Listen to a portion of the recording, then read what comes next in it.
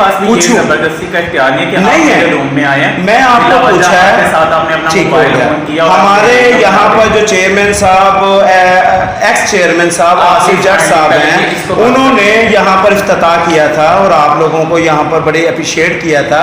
Doctor Irfan साहब भी आए थे, लेकिन यहाँ पर सर नहीं होते ना।